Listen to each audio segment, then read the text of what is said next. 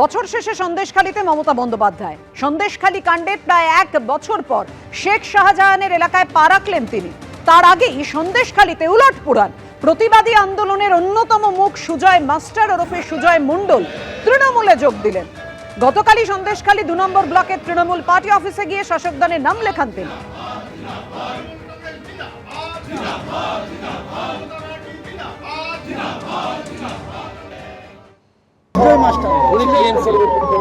উনি লোকসভা ভোটেও টিএমসি করেছেন।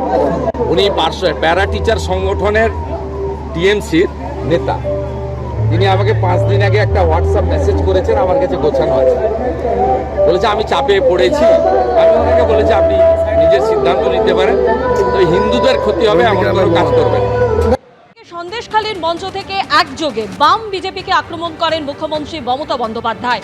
বামেদের নরকঙ্কাল বলে আক্রমণ করেন তিনি। অন্যদিকে বিজেপির উদ্দেশ্যে তিনি বলেন, সারাক্ষণ চক্রান্ত করে চলেছে, ওদের টাকায় হাত দেবেন না।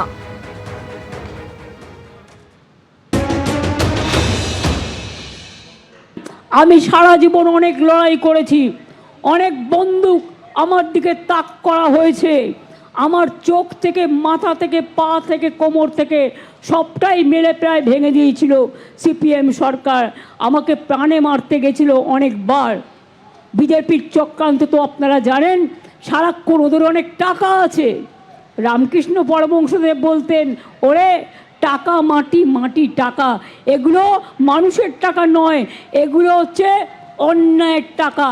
বিজেপির টাকায় হাত দেবেন না। আর ইদানিং কিছু হঠাৎ যে বামফ্রন্ট সবচেয়ে বেশি অত্যাচার করে গেছে মানুষের ওপরে, তারা আমাদের খুন করতে দ্বিধাবোধ করেনি দিনের পর দিন। তারা আজকে হঠাৎ বড় বড় কথা বলতে শুরু করেছেন। নরকঙ্কালের দল, পাষণ্ডের দল, অত্যাচারীর দল, মানুষকে মেরে ফেলার দল, বিসর্জনের দল আর দৃশ্য দূষণের দল। মনে রাখবেন, এদের মিথ্যে কথায় ভুলবেন না। দিদি যদি বলে দিদি করবে। দিদিকে মনে রাখবেন, সন্দেশখালীতে একটা ঘটনা ঘটলে আমার কানে আসবে 1 সেকেন্ডের মধ্যে। হিঙ্গলগঞ্জে একটা ঘটনা ঘটলে আমার কানে আসবে 1 সেকেন্ডের মধ্যে। মিনাখায় একটা ঘটনা ঘটলে আমার কানে আসবে 1 সেকেন্ডের মধ্যে। বাদুরিয়ায় ঘটনা ঘটলে কানে আসবে 2 সেকেন্ডের মধ্যে। বসিরহাটে ঘটনা ঘটলে 8 সেকেন্ডের মধ্যে আসবে।